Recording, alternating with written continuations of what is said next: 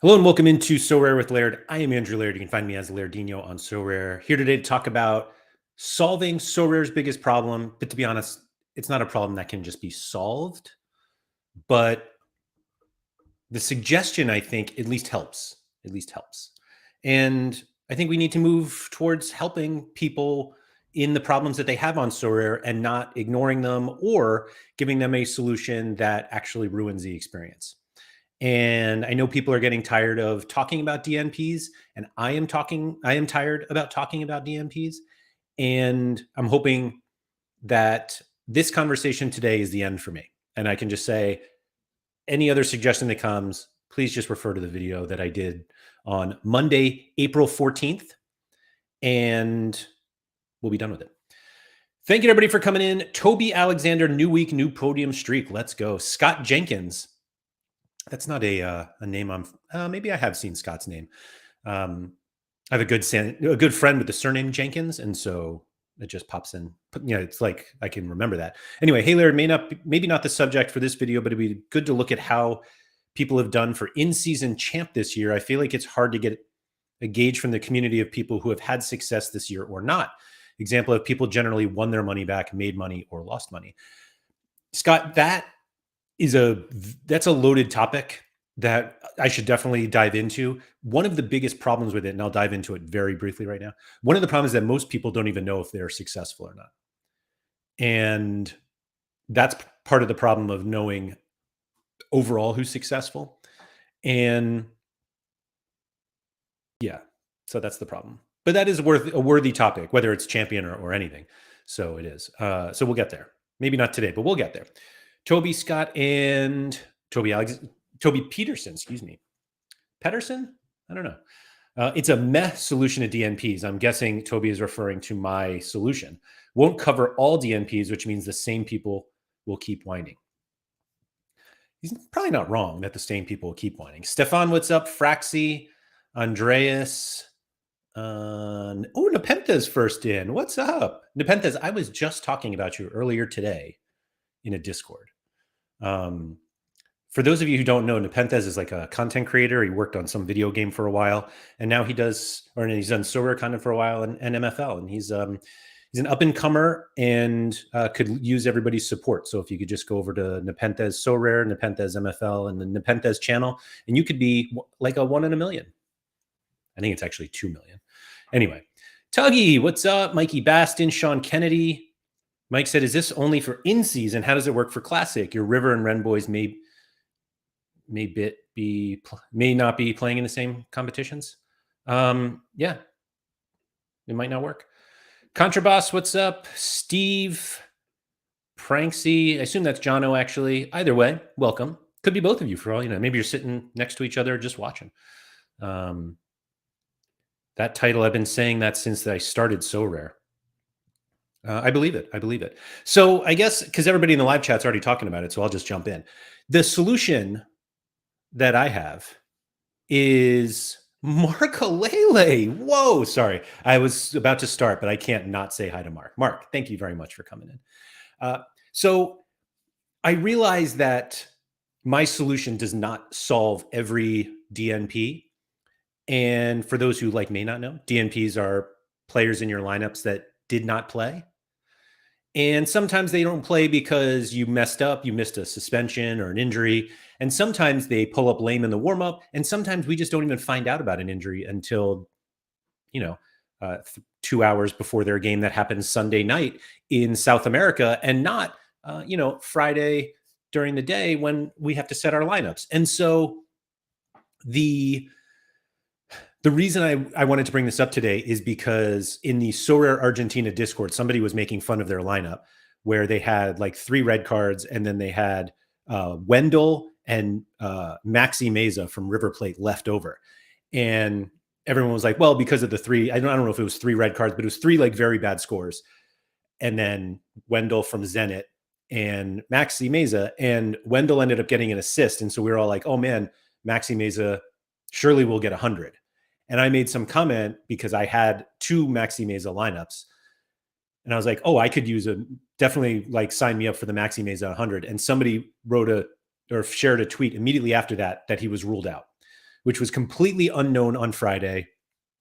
I don't even know actually who, if there's news of how long he'll be out, but he was out and it just killed two lineups I had. I had one lineup that it was for River Plate, and I think it was for River Plate and Wendell. I also have a Wendell.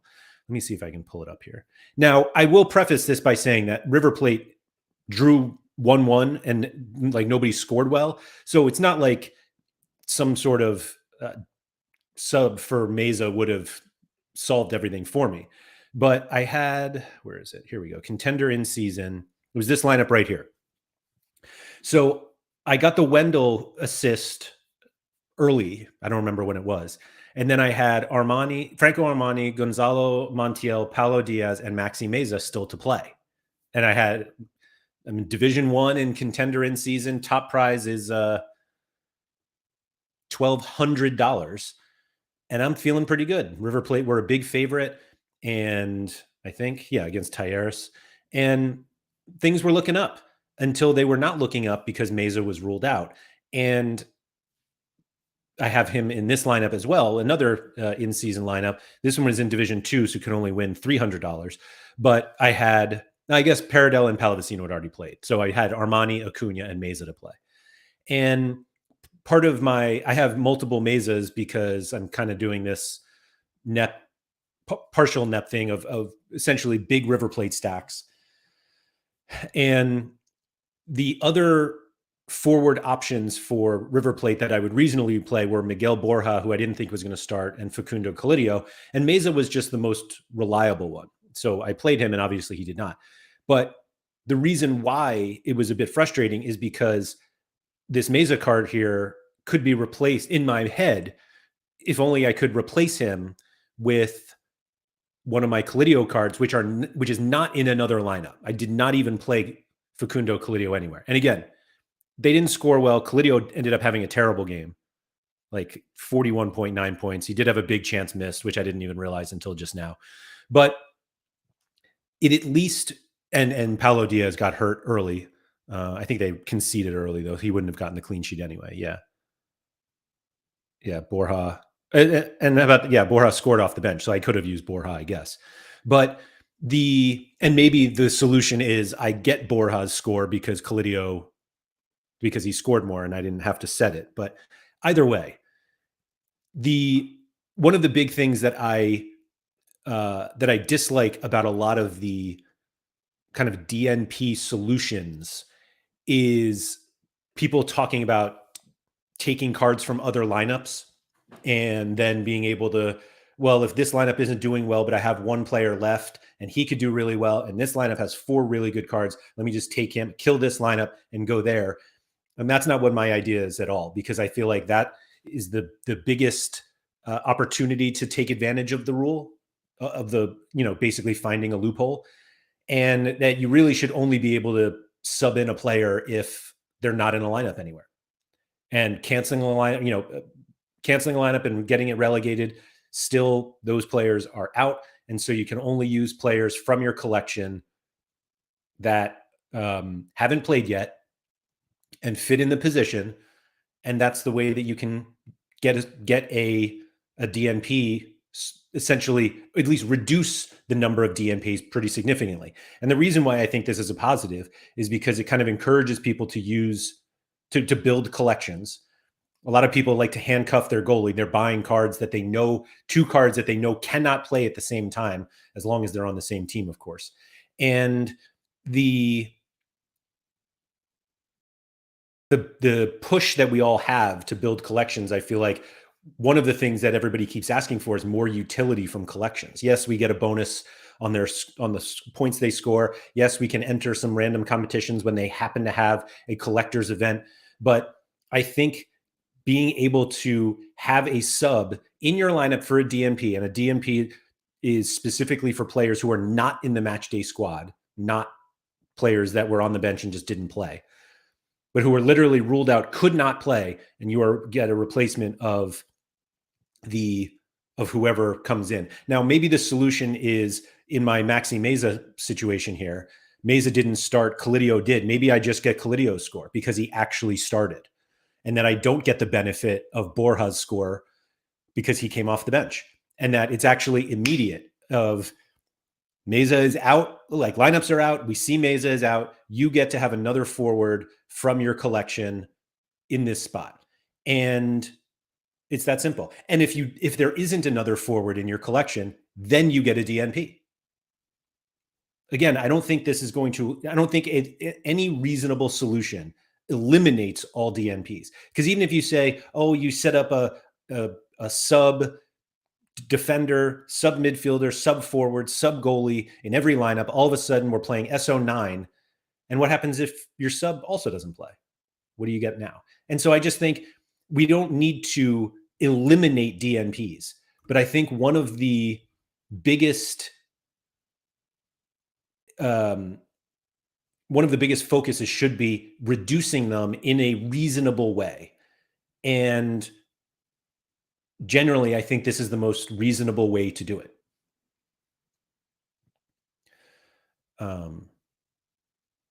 Ace Pair said the game is SO5, not by a collection, even if collections are the optimal way to play. So Ace Pair, I will disagree with you that yes, the game is SO5, but the game is to score as many points against other people as you can. And building collections is not about building a collection if you don't want it to be. It's about paying more to ensure that your cards score more points. We want to score as many points as possible. That doesn't mean we have to score, like we have to score as many points or more points than everybody else. That's why we do it. So somebody was bringing up the whole, if you want subs, it is SO10 or nothing. Yeah, I disagree. I disagree.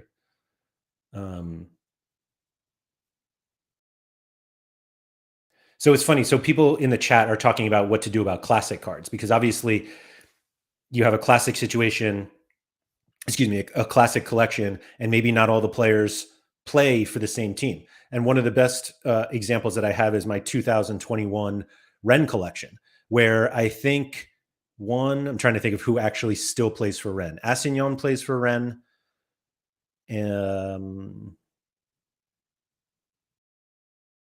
Truffert plays for Ren, and that might be it. And so what happens if I have Eduardo Camavinga in a lineup and he DNPs? And my solution is you get somebody from this collection if they're in the competition that you're playing. So obviously, who's another midfielder? I guess, is Lavro Major still at Wolfsburg? I don't even know. Or Santa Maria. He's in the collection. And it's another kind of strategic point that we have to analyze of, if I want to play someone and they're a little iffy, do I actually have somebody in my collection that could go in if I don't? And if I don't, or if he doesn't, and if I don't, then they don't get those points. Like, it's not, I understand the argument of, well, we'll do it by collection because it's a team, and if the goalkeeper is out, then you just get the backup goalkeeper. But I actually think it makes more sense as a collection sub than a team sub. And a lot of times for in-season, it's the same thing. But obviously, as we move on, it's not the same thing. Yeah. Let's see. Sorry, I'm trying to catch up here. It has to be you make the sub before the game kicks off. So I agree with this, but I also don't think that you have to make the sub. I think it has to be automatic. Mike said, so is your solution there is no need for us to have any time involvement in the situation? Not going to be at a loss for relevant overnight games. So not going to be at a loss. Yes, there shouldn't be any. The only time involvement should be before the deadline. And it's just like, hey, I'm going to play this guy who's questionable. Do I have a backup that from that collection that will play? I think adding any additional required time during the game week is a net negative for users' lifestyle.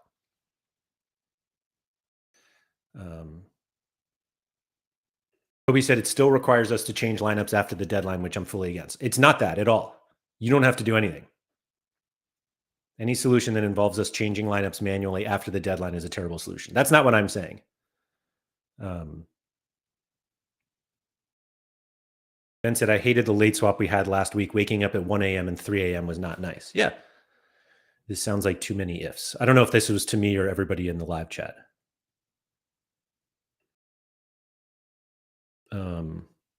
Ben said subbed in player gets 0.5x score like old commons and rare all-star. I don't even think you need that. That was 7 ifs in the Ren example. Oh, okay. So, I mean, it is only because I needed to explain it. If the rule is you can sub in somebody who hasn't played, then and is in that collection, then you can do it. I think it's understandable that you can't sub in a guy who plays in Challenger into your champion lineup. Like I think we would understand that. Toby said you can't get the best score. That's exploitable. I think fine. I mean, if we want to make it it has to be a starter then. Automatic is exploitable, and I will feel more people complain. My logic is you can't complain when it's in your control. Jacob said, I don't get why DNPs has only been such a big talking point recently. So Jacob, I think it's become more and more popular in terms of discussion because there are more and more people whose experiences are ruined because of DNPs, genuinely. 1 sub per lineup max, in my opinion. That's fair. Rapid Thumbs with a Z said, add a 4th SO5 squad. This squad doesn't go on any leaderboards, but if one of your keepers doesn't play, your 4th squad keeper replaces him. Same with defenders, midfielders, forwards, and extra. I understand that, but I'm just not. So you want to take away celebrating your players starting. That's my favorite part of the game week. Why are we taking that away? You should still be celebrating. This makes 100% sense for in season. I mean, there are going to be some outliers, obviously. But Laird, which card gets put in highest L15 available? I think it has to be somebody who's starting the match. And I don't know. I don't know how you choose which card gets picked. Maybe when you in your collection page, you give a breakdown, like you can rank them. John said, otherwise you don't need to do any research as Sorare will sub a ton of players playing in or 1 outfield and 1 goalkeeper per lineup. I think that's reasonable. I think 1 player per lineup is fine. I don't think you need to separate goalkeepers and outfield players in that. Genuinely, I don't. Anion said, I think the only balanced way is collection subs, though, because this week I can have the Champions League players spread and can fill out with Atletico on Thursday while it's looking good. I guess you could. Do you think if they made DNP 35, people would be less upset? I don't. And frankly, I don't think that you should get 35 for being a DNP. You can get less than 35 being a starter. Why should the floor be 35 for a DNP player? Fraxy said, you decide yourself before the deadline. If your sub doesn't play either, then that's on you. Yeah, I don't necessarily need to put in. Like, I think the one sticking point which somebody brought up is like which player do you decide comes in? So like for that Meza, actually the Meza one was easy, unfortunately, because that one because only 1 forward started. Like in this game, I had Maxi Meza. Normally Meza starts instead of Simon here. And so it was more like if Meza didn't, if I played Borja, actually I wouldn't get Borja because he was on the bench, but that's the exploit right there. If I played Augustin Roberto, who I know is out, then it's like, oh, I get the highest score of Calidio or Meza, whoever starts or something like that. But I think it should be predetermined. God, no, don't leave it to Sorare. Can you imagine the UI trying to work out which player goes where if you have more than 1 out for a team collection? So that's another thing that I brought up that I'm thinking of here is I obviously have 2 Maxi Meza cards here. And so I need a sub for both of these. And so what happens is I only have one Collidio. So Collidio goes in one, and I think reasonably I get a DNP in the other because a I don't have a sub to put in. And I think that's a risk that's worth being punished for. Yeah. So if I played Roberto, who's not going to play, then but in River Play collection, or in this instance, I would only get Collidio. So yeah, if or we just set it ahead of time. And frankly, if you set it ahead of time and how do what happens if so for River Plate, they basically have Borja, Collidio, and Meza, right? As their forwards I would play. Subiabre is there too, but I don't think I would ever put him somewhere. So if I start Meza and then I put Collidio and Borja, I rank them somewhere. And let's say Collidio doesn't play. Should I get the sub even after that? Or it's just like, oh, no, you're out. We should be able to buy late swap with coins in the club shop. Oh, wait. What if the DNP went to a side that couldn't win cash over one that could? Meltdowns galore. I think it goes to your highest. It goes to your highest division lineup, and maybe we even prioritize our lineups before the week. Mastantuono plays as a forward. Sometimes he doesn't have forward cards though. What's the hierarchy of comps? I think it's maybe the users choose what the hierarchy is for each one. But surely in season goes first. And it's not like you can sub in a champ guy into challenger. And then I guess it's like, do you decide you want to put him in champion or all-star? Or maybe all-star doesn't have it. So Josh said, do you not think it devalues certain cards? For examples, PSG Messi card becomes a lot less valuable than his Inter Miami Classic because there's no sub for that card. Maybe. I don't know if it necessarily reduces it. Yeah, like I don't think it devalues the Messi card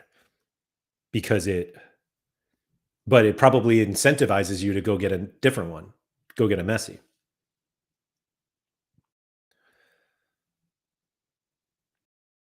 Jono said, one sub per lineup, highest L15 from that position and collection. Job done.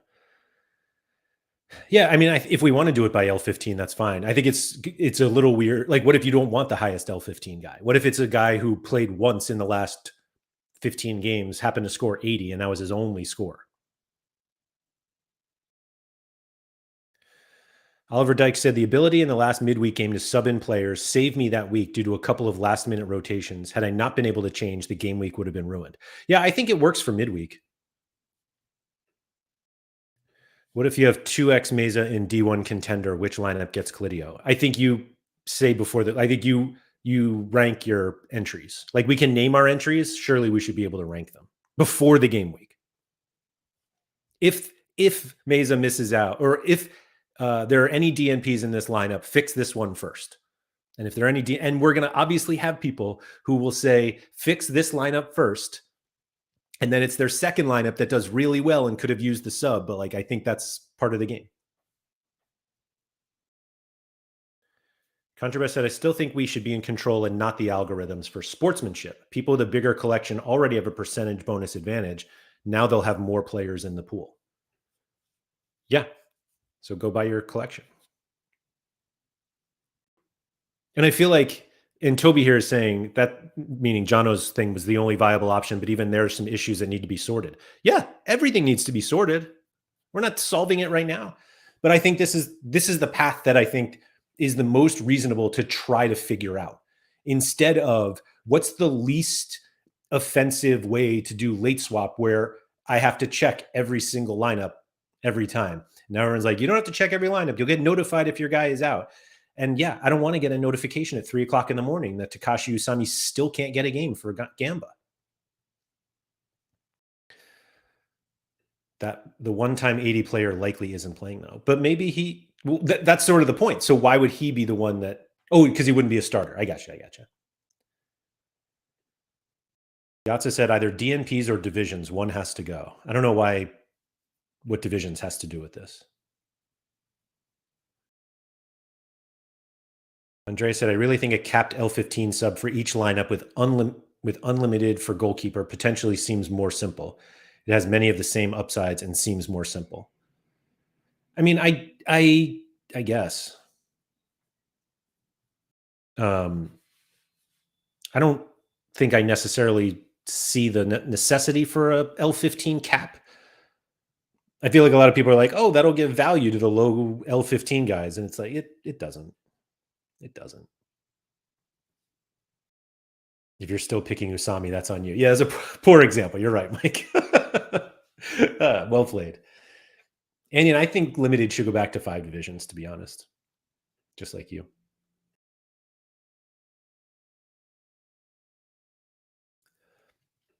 Ooh, Joshua, a little conspiracy here. Now that we have a beat the game mode back in for MLS, potentially coming to Europe too, I feel like Sorare want or like DNPs.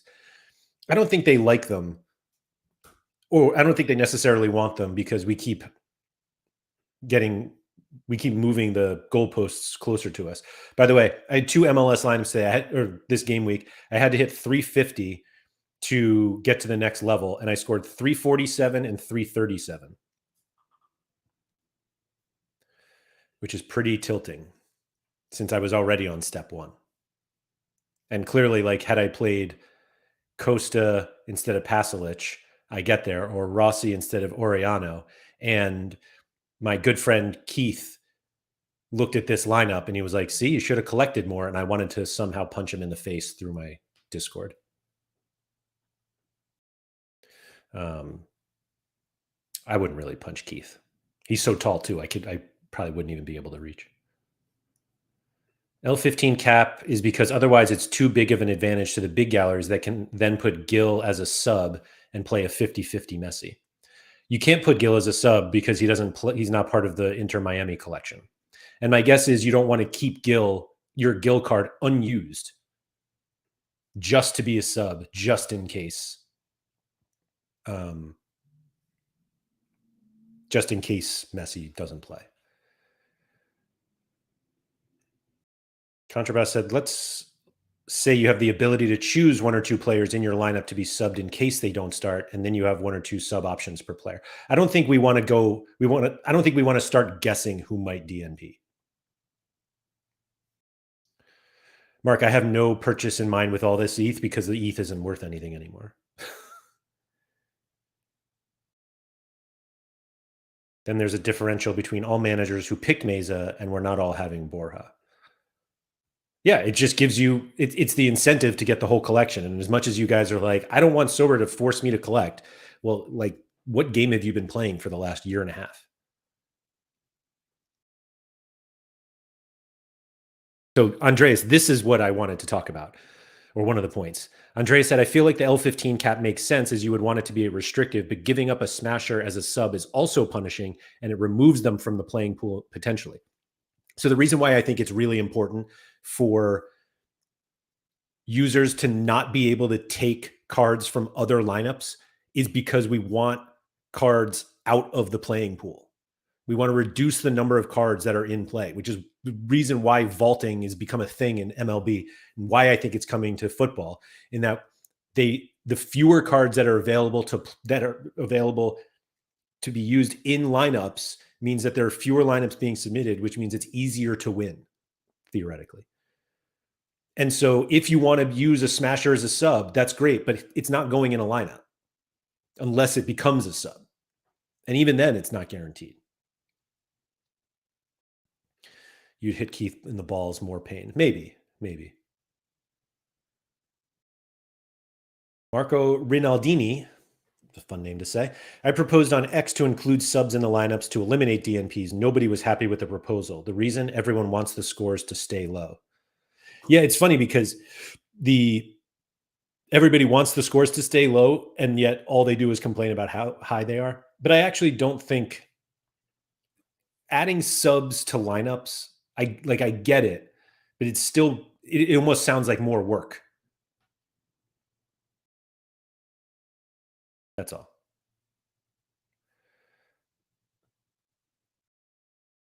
Um, I can't wait to vault my whole 2022, 23, and 24, 25 Austria Klagenfurt collections. Yeah, that's fun. Toby said, I just hate everything where the optimal play is to have a smasher as a sub because playing Messi, even though he's 50-50, is the best play with a sub. But again, Messi, he needs to be out. Like there are plenty of times where Messi doesn't start. Like usually I feel like we know ahead of time when Messi is not going to be in a match day squad. And please correct me if I'm wrong. We almost never know when he's going to start. It feels like, even though he's now started 4 games in a row. But like these couple early ones, I feel like we knew that he was not playing these. I mean, he came off in the 69th minute of this game and then missed 3 games. And then he came off the bench. And so if you come off the bench, you like he doesn't get a sub and he cannot be used as a sub. So if he's in your lineup here, and again, he scored anyway, but if he's in your lineup here, nothing changes. He stays in your team. He would be in your team all of these. And there's no benefit here to not play him. If you were doing it here, yeah, I guess.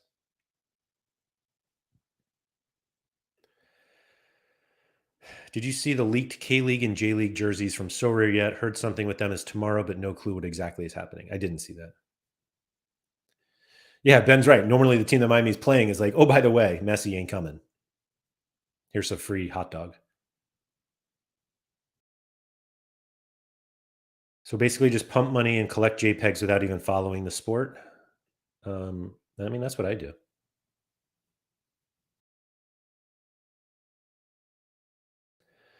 Mike said, revaulting, have you vaulted any active players or just retired, not assigned or ILs? I haven't done, I've done like guys who are in the minors right now.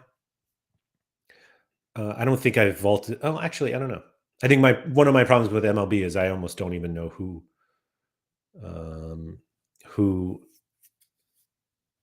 who's good or not. So like my vaulted guys, like Cole's out for the year, but like Marsh plays now. LeMahieu's hurt currently, but like I don't even know if these guys are active or not. Genuinely, like I looked it up early, and then it was kind of like, oh, am I going to? Am I ever going to use like Rowdy Tellez is a active player, and I vaulted him because I had a couple of them. I don't know about some of these other guys. This is another Tellez. Get my player loyalty up. And there's another LeMahieu. My point is anyone vaulting active cards to reduce the player pool? I know some people are. Like I know K-Lamp, who was on my show a while ago, before the season. I know he's done it. Like I think he has a bunch of Vlad Guerrero's. Yeah, see. You do it for player loyalty, really. So he has all 3 Vlads, 3 previous season Vlads, and then now he has 2 in season, which should be fully boosted. So yeah, people do it. How have you found MLB this season? Well, I won $50 last game week, and I won absolutely nothing on this game week that just ended, which is funny that this thing said I had 13 rewards because I'm pretty sure I don't have anything. Let's find out. Genuinely, I thought I went 0 for 15. Yeah, here we go. Oh, I won 16 rare essence, 32 limited essence. God, there's so much space here. 50 energy for each scarcity, and which is really, this is the minimum because I set 2 lineups, and then 800 rare XP and 600 limited. It was a horrific game week. I wasted so much energy on lineups too, on in-season lineups. Because I was like, oh, I have it. Why not? Is player supply not a bigger problem in MLB and NBA because there's not as much variety, so there's a higher chance of the same meta lineups versus football? There's no such thing as a meta lineup in MLB or NBA. NBA maybe there is, but it's different every single game week because it's a salary cap game basically. And so the supply is not any reason for the supply doesn't lead to any sort of meta lineup. No. But Ben, I found MLB this season fun. I don't play it nearly as hardcore as like all the guys over at Sorare FP. And I generally do stacks because it's easy, not because it's optimal. Although I do think there's some optimal parts of it. But I love it. I think the MLB gameplay is really fun. And I was a little hesitant at first with all the changes that they made for this season, but I get them. And now that I'm playing it, it's fine. And all of the feedback that people have been giving about when I talk about the MLB changes and how I think they could work in football, the um, the the kind of reaction is like, "Oh, that seems so difficult," and good luck explaining that to new users and all this stuff. And I think generally, if you're, and I'm actually doing this with MFL right now. MFL is a new game that I'm playing, and if before I jumped in, I learned about the game, and there are lots of intricacies when it comes to MFL, some of which I'm still learning. But when you're starting a new game, like you learn the rules, you learn how to play, and so everyone's like, "This is all so complicated," and generally, it's not. If you spend 10 minutes trying to figure it out, it's not complicated at all. And because new users are looking at it from the first time, as opposed to how we are all looking at it, of I've played this game forever, this is how you play, and they're like, "Hey, we're making this change." Nothing's a change to a new user. Excuse me. These are just the rules that they play by, and so I think it's perfectly fine. What change to the current implementation of MLB would improve your overall experience? Me just winning more. No, I think there's some like UI things that they could change, but from like a gameplay perspective, I think it works really well. I bu- I I bought a bunch of in-season cards this year because I wanted to play MLB, and I don't even follow baseball. Like these are new in-season cards that I bought this year. It's not a ton of them. It's enough to get a couple lineups out. And let's see, how much energy do I have? 150 in rare, 250 in limited. So like I can put 5 classic cards in an in-season lineup this game week. Man, I gotta start using some XP. And so yeah, I think it's a really fun game. Like that's why I play it. It's a fun game. You can win some money. And I made $50 the other day. Ironically, with I bought all in-season limiteds, and ironically, the competition I won money in was a rare, which with all classic cards that I energized. Anyway, Contrabas said, I don't think it's a guess the DNP thing, anyways. Even if you're only playing so rare, you should know the JPEGs you want to guard in case of a DNP and who are the cards you'd rather have subbed in. Yeah, I just think choosing your sub becomes more work. So if they can find some sort of automated system to do it, meaning it has to come from your collection, they have to have not played, can't be in a lineup.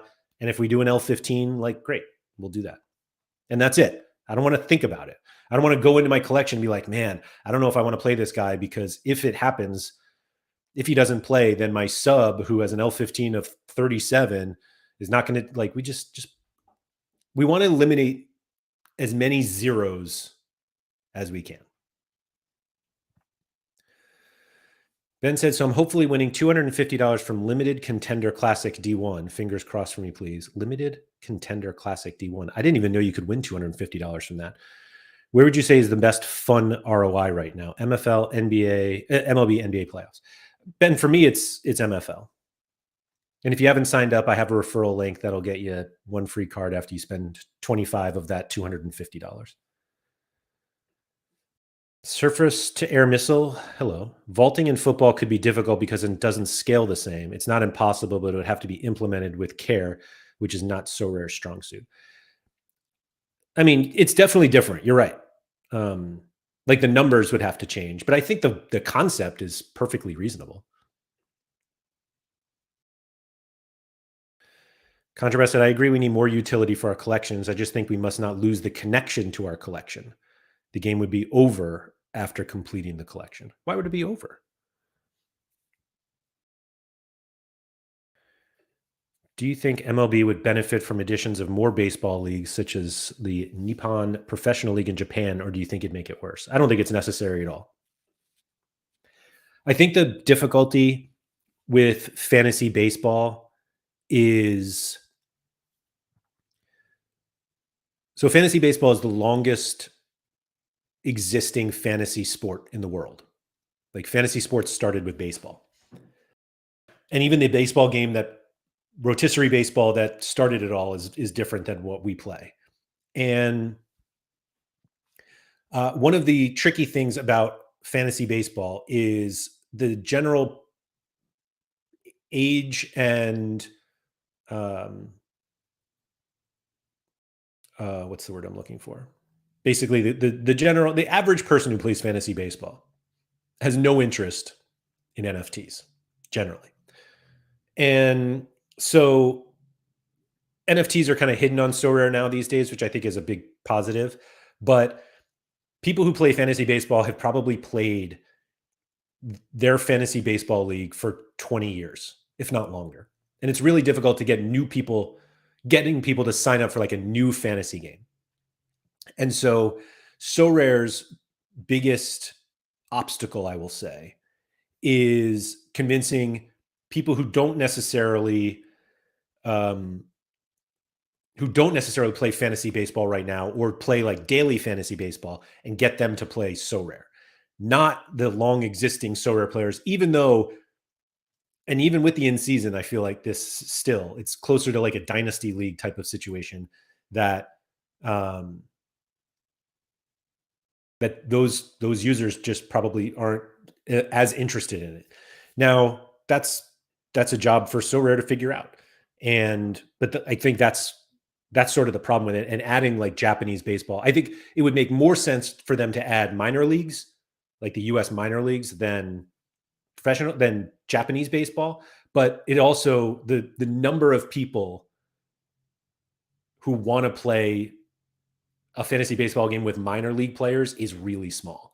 And it's just an interesting thing because I don't think that the population of people who play fantasy baseball is that high. But most people who play fantasy baseball just absolutely love it. And they love their league. They love the site that they use. Usually with a bunch of friends that they've played against for years. And it's routine to them, and changing that is really difficult. And so the easiest way for Sorare to grow is to convince new people to say, hey, I know your dad plays fantasy baseball or your grandfather plays fantasy baseball, but like this is a different thing and you would like this a lot more. And I generally think they would. I think that Sorare MLB product is excellent as a game. And but the audience for that game is just not that huge. Is there physical collectible cards for the minor leaguers? They have some. It's usually just like like famous rookies, basically. Yeah. New pitch notes out. I just clicked on that link, and given that we don't do anything specific here, I think we solved the DNP problem. So let's see what it is. Pitch notes.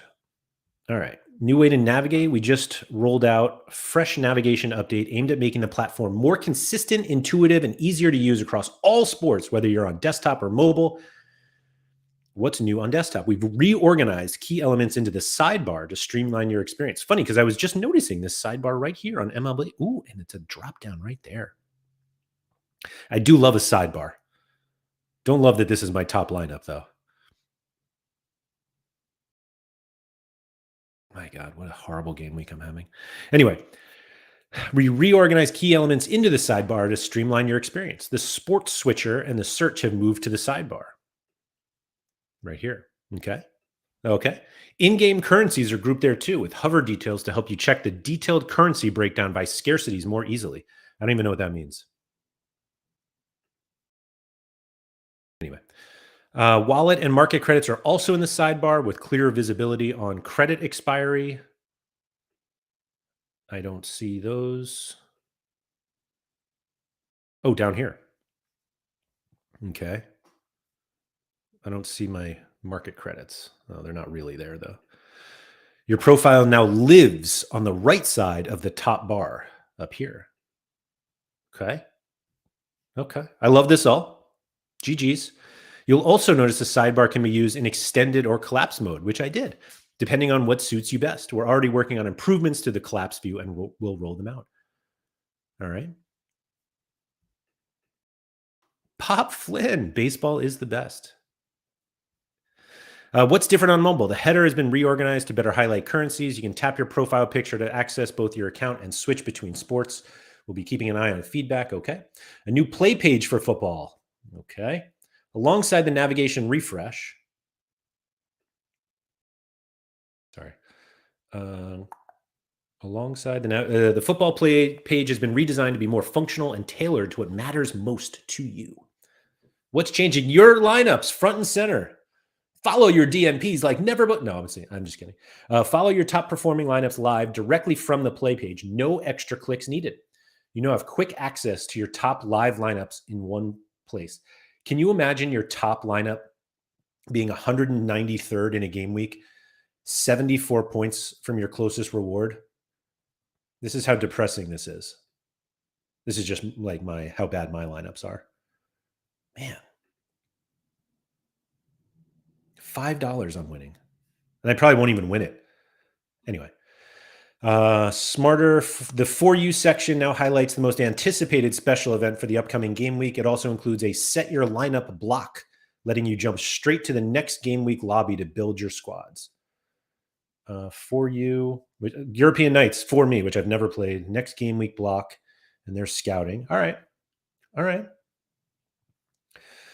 Finally, key blog articles are now featured more prominently, so you never miss an important update. That's here. That's here. Okay. We're excited about this update and we'll be closely monitoring feedback to keep improving the experience. I think this is all fantastic. GG, Sorare. Genuinely, I think this is really cool. I'm sure we'll find something to complain about, but I like this. The live scores here is really nice.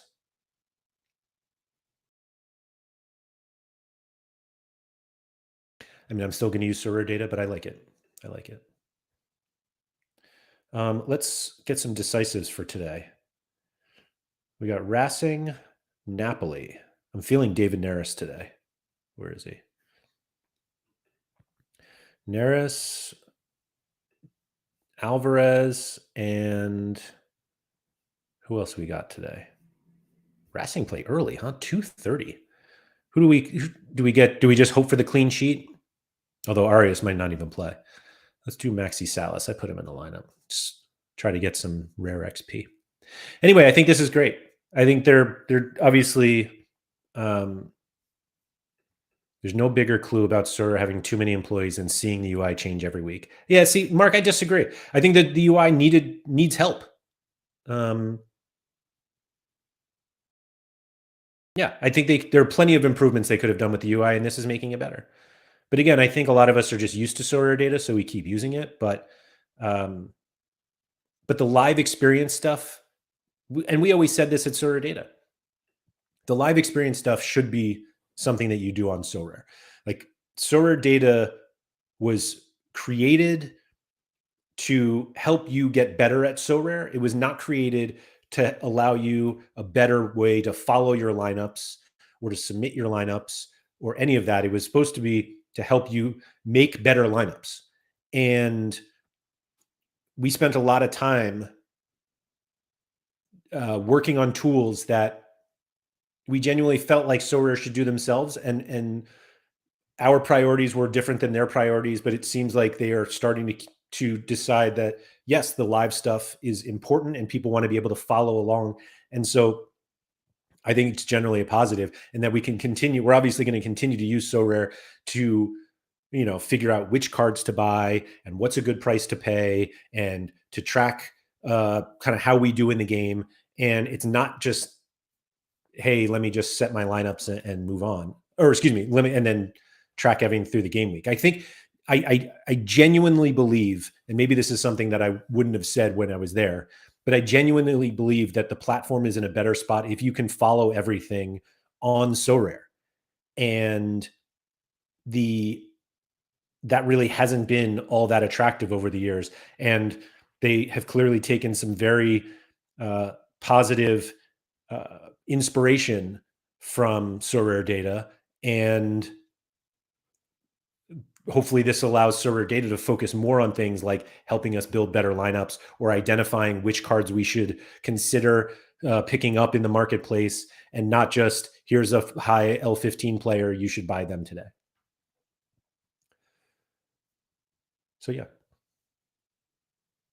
And he said, I'm a big fan of the change to base scores being displayed now. Yep, that's another. Yeah. Philly Dilly still believe DNP is part of the game. All right. That's fine.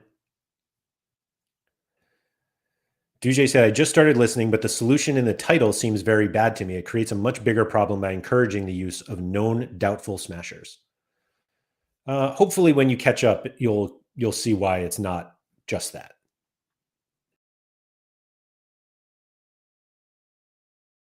Known doubtful smashers is a great line.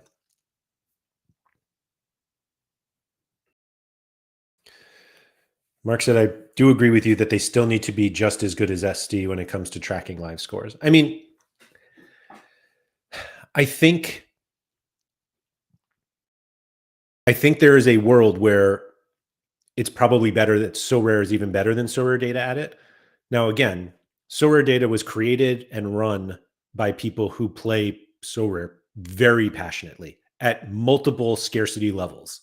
And a lot of the tools that we built over the years were tools that we thought were necessary to follow along, to enhance the experience, like the points to next reward and how much you've won overall. And those were things that literally just like weren't on Sorare for a while. And they are on Sorare now. And I think even from a new user perspective, it's more positive that those things are on Sorare. And hopefully that allows Sorare data to focus more on things that are more important than, and I'm sorry to put it this way, doing Sorare's job. Let Sorare focus on what they should be doing, which is selling cards, showing us our cards, letting us submit our lineups, buying and selling. And let Sorare data focus on allowing us to build better lineups, understand the market better, figure out which cards maybe we should be adding, whether it's for a collection or for our next lineup, ways to improve our lineups. Like the point of Sorare data was, we will make you a better Sorare player. And there were just a lot of resources spent over the years on, we will make your Sorare experience better. And that's not really what a third party should be doing. So I think these changes are positive, literally for both companies, because it allows Sorare data. If Sorare data doesn't have to keep developing tools to allow you to follow the live stuff, maybe it's working on better pick scores, working on better lineup projections, working on better ways for their own internal algorithms to suggest better cards for you to get for your lineups. Hey, here's the lineup. We think it could be really competitive, but if you add this card, it would actually be more competitive. And it's part of your collection. And, just stuff like that. Philly Dilly, when does the next MFL season start? It starts in a week, or it opens in a week. I don't know when. The first matches, I think, are in 2 weeks. Mark said, having looked around, I actually like the changes. See? And he said, just check the new UI. It's safe to say that I don't have a 1440p monitor for testing. Everything is so small and the fonts are above icons. I think I actually, is this right? Yeah, I use Sorare on like 90%. I was going to say 90% zoom, but I don't know if this is actually zooming out, but unzoom, I don't know what the term is. Yeah, season 5 rollover is a week from today. Thank you, Toby. And Toby actually reminded me today was 1 month since I left Sorare data. Speaking of Sorare data. So firstly, thank you to everybody who, specifically those on that day, who joined the Patreon that I set up after this to help support this content. And I did a members only live stream last week where we covered a few things, and the I'm probably going to do another one this week specifically about Sorare. But just a thank you to everybody who has joined. And if you really enjoy this content, whether it's on YouTube here, whether you watch it back on YouTube later, whether you listen on Spotify or Apple or any of those other podcast platforms, thank you very much. And if you would be, if you take, 1 minute to just think, is this worth a couple bucks a month? And if you get to the point where it is, I thank you for that. I'm glad you enjoy the content. And if you could just go to patreon.com/Andrew M. Laird and become a member. I don't know how many we're up to. I think we're still short of 150, which is when I was supposed to do my next giveaway. But maybe in the next few days we can do the giveaway of one of the Challenger in season. I have Sparta Rotterdam, who won 3-1 this week. Of course, they had like a 92nd minute penalty that ruined their clean sheet, but they have a couple more games, plenty more games in the season. I mean, plenty. The season's winding down. So if you want an in-season collection of Sparta Rotterdam or Ghent, sign up and we'll raffle that away. Mark said, sorry, spoke too soon. The My Card screen has the cards way too big. Really feels like my footballers are looking deep into my soul, judging me for not picking them. Is that on on your gallery? Let's see, My Cards. I don't know. I feel like this is the same. And if you collapse it, it's probably, yeah, this looks the same to me. But again, I'm on 90%. Here's 100. 4x4 or 4 by whatever. I don't know. I prefer 90% here. But I don't think this has actually changed. No, I don't know. Yeah, the gallery screen. I guess. Though I'm on laptop, so smaller screen size here. So actually, this is on my laptop here with like a smaller screen, but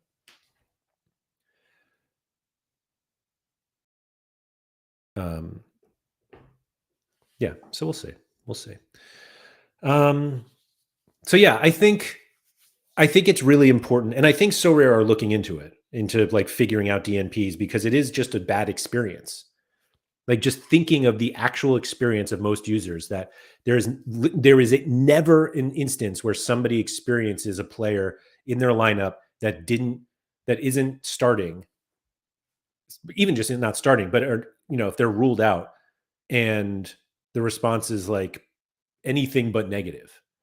And I think given Sorare, and we want to be as engaged with Sorare as possible. We want to go into every lineup thinking we're going to win.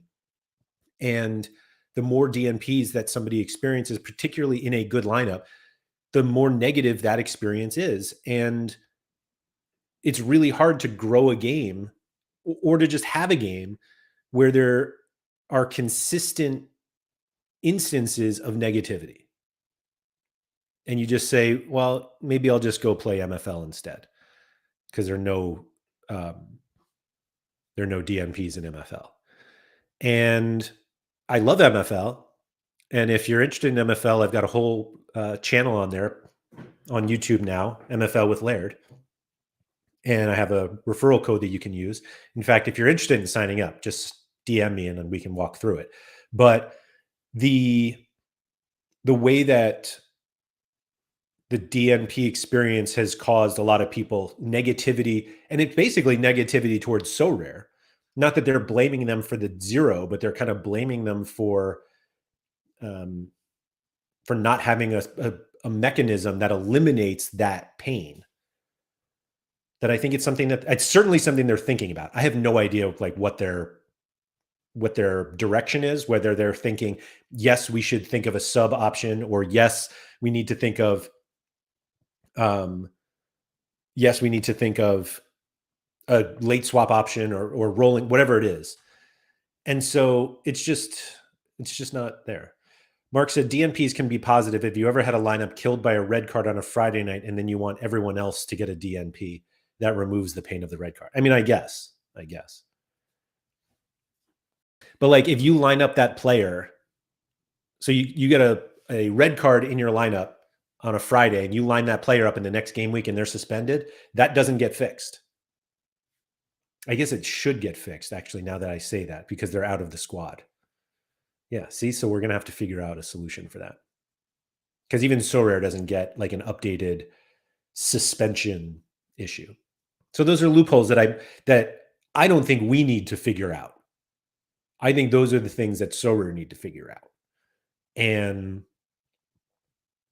yeah, I'll just leave everybody on that with a little homework for Sorare. But I think that subs from collections make the most sense of all of the solutions that I've heard. And if you feel differently and you're not here in the live chat, leave a comment below and we can chat about it.